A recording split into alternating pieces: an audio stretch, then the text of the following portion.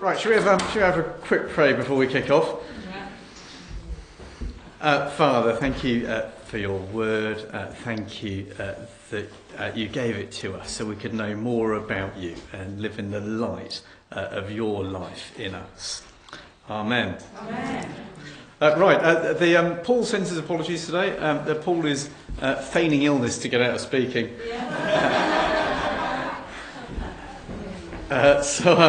So you have the late substitute off the bench who only thought he was going to be in the stands watching the match. So therefore, on that basis, I thought I'd give myself a bit of a gimme. If you can turn to 1 Peter chapter 2, and we're going to look at verse 9.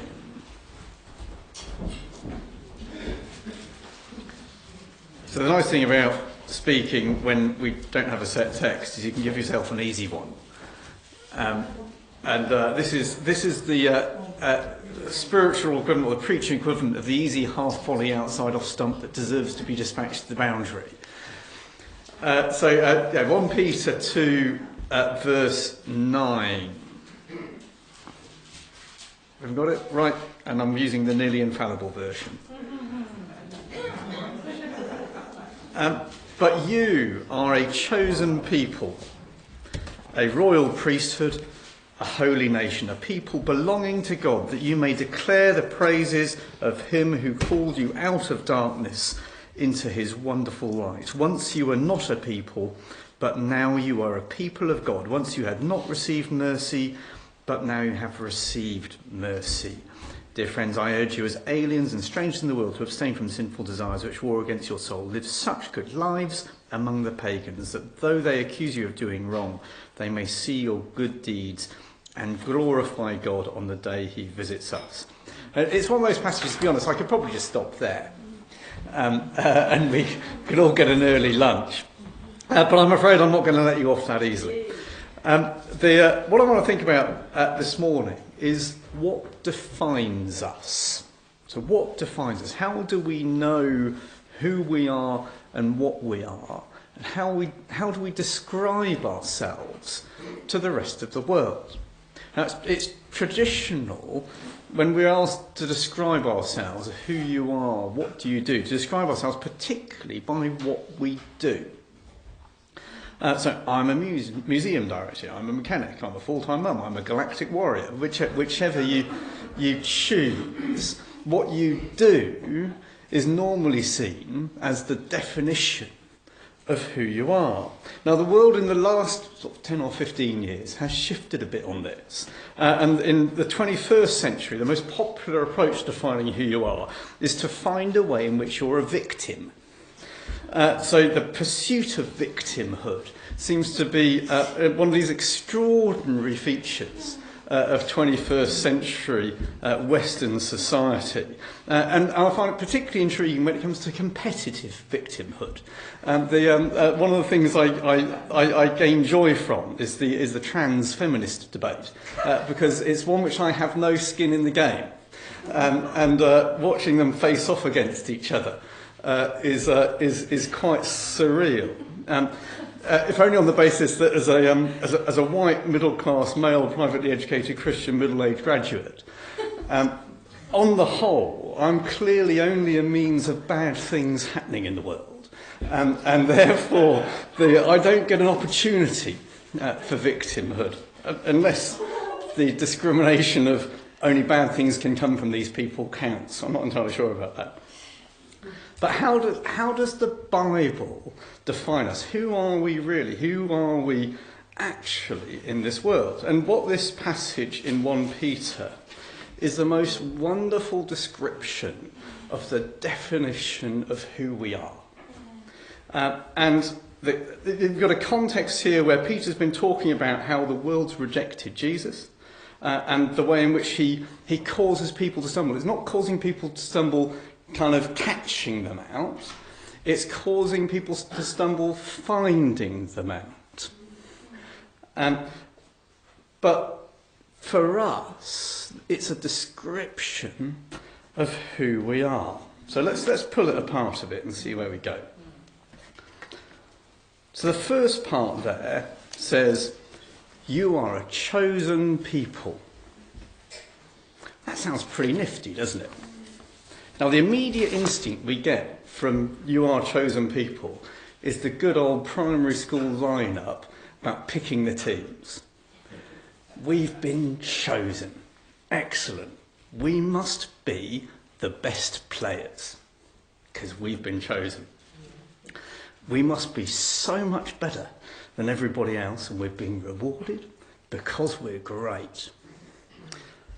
I'm not sure that's what this chosen means. I don't think it's saying we're chosen because we're more important than other people.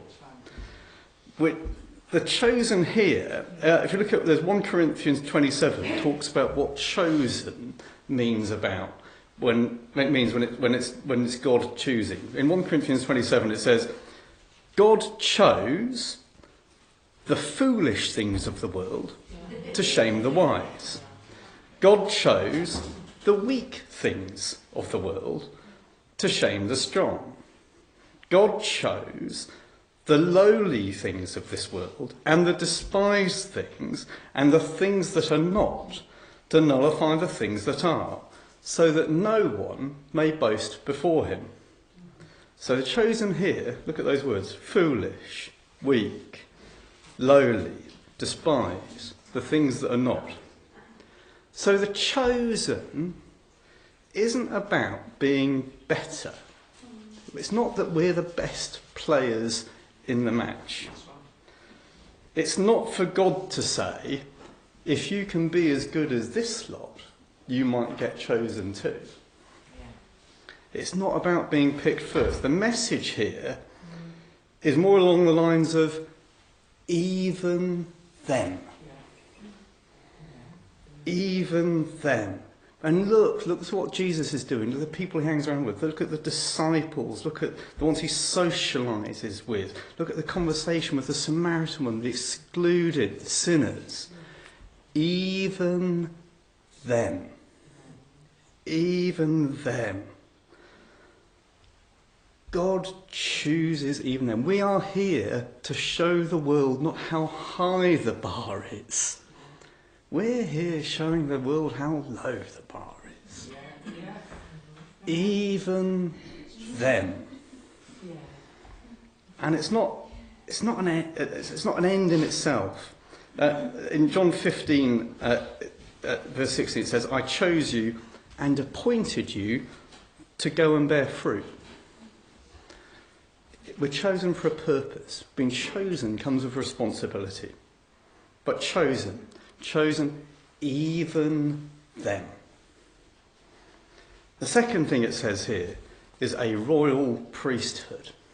Okay, well, if chosen isn't about being important, this one must be. Royal priesthood. That sounds pretty cool, doesn't it? That's got to be about how important we are.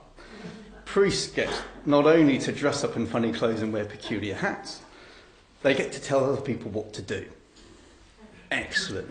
That'll be us. And it's an easy trap, but what does royal priesthood actually mean? Well, the obvious way of looking at what royal priesthood actually means is looking at Jesus. Because he's a priest in the order of Melchizedek, which I'm sure Dave could explain at great length what the priest in the order of Melchizedek it means. And he's also a king. So that's, to my view, a pretty comprehensive view of royal and priesthood. But the role of priests in the Old Testament isn't about telling people what to do. So when the Pharisees are kicking around, bossing people around, they're going way off piste. It's not about telling people what to do. The role of priests is to intercede for men. They're these sort of interventionist people between men and God. And they're the ones who offer sacrifices. So priests are the intercessors, or they're the intermediaries, and the people who do the sacrifices. And so the priest's role isn't about status, it's about doing stuff. It's about helping make sure people get access to God. And likewise, if you look at how the Bible treats kings, Look at how Jesus treats being a king. So John 13, 3-5. Jesus knew the Father had put all things under his power, and that he had come from God and was returning to God. Jesus knew his status. So, and I think that so, in John 13 verse 4, is the most important so in the Bible. Jesus knew all things had been put under his power, so he got up from the meal, took off his outer clothing, wrapped a towel around his waist. After that, he poured water into a basin and began to wash his disciples' feet. So Jesus tells us very, very clearly what royal means. Jesus takes that approach to royalty, the approach to status, and washes the disciples' feet. He takes on the most lowly job because he knows his status. And similarly, if you look at Jesus as a priest, so as a priest is one who offers sacrifice. Jesus does not offer a sacrifice that costs anyone else anything. He doesn't offer a sacrifice that costs anyone else anything. His sacrifice for atonement was himself. Now bear in mind, we are royal priesthood, so we are called to be priests. Paul, in Romans 12, talks about sacrifice too.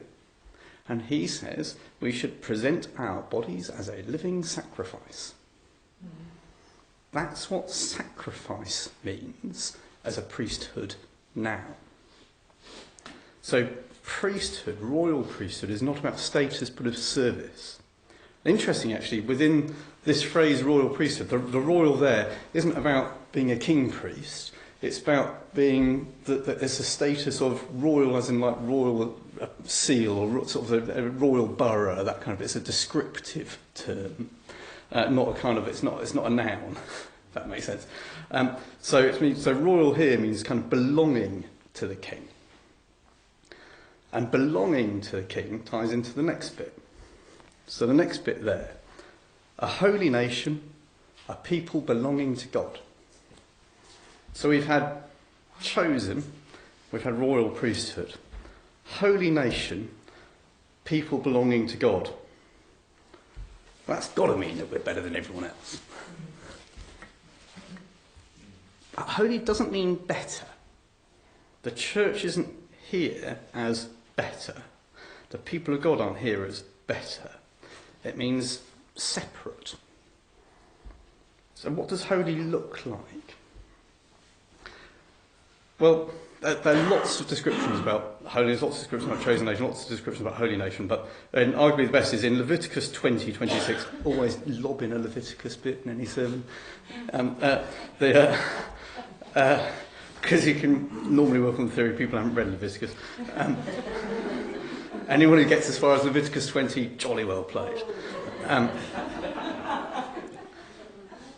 Leviticus 20 says that being a holy nation isn't about what you've done. It's not about being better. Being a holy nation is, in Leviticus 26, God says to people, you are holy because I, the Lord, am holy, and I have set you apart from the nations to be my own. So it's holy nation and people belonging to God are kind of the same thing. It's a holy nation. And set aside for him, that's the reason you can put them together.